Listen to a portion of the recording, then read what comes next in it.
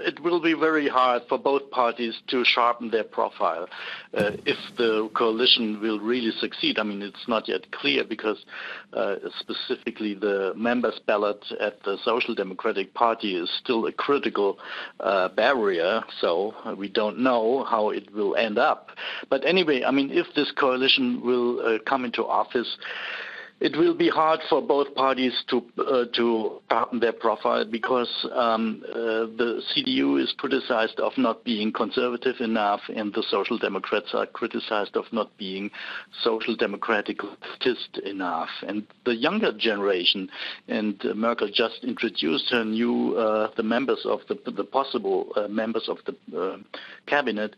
The younger generation has the task to sharpen this profile in both parties. That's very interesting. Okay, just looking at the best case scenario for Chancellor Merkel, she gets the green light from the two parties. But even if she gets it, isn't she going to be a significantly weaker Chancellor than she has been up until now, Professor?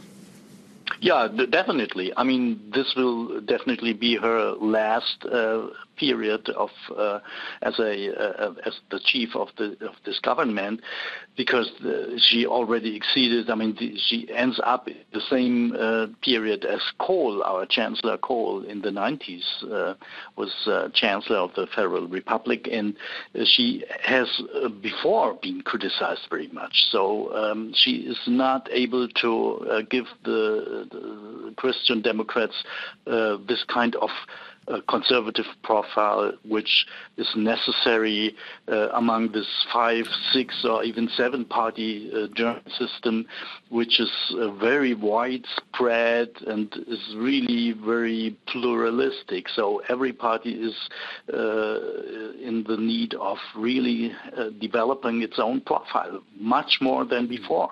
Okay, and I just asked you there about the best case scenario for Angela Merkel, which is that she gets the green light. Let's not forget Germany's had 5 months sort of in the wilderness, really, politically speaking.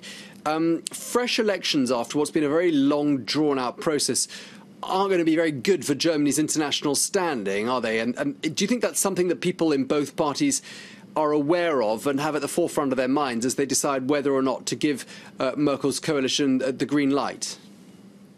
Yeah, I mean, it doesn't depend on Merkel. It doesn't depend on the political institutions. I mean, our president has tried to promote this grand coalition and to avoid new elections, but it really depends on the members of each party, the members and the delegates. So these are the ones who have to decide whether this grand coalition will come into office or not.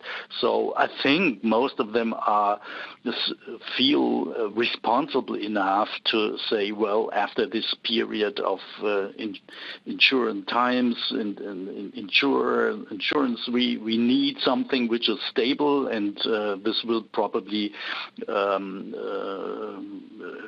convince most of the Social Democratic members. But, I mean, yeah, it's still open, so we have to wait until the end of next week.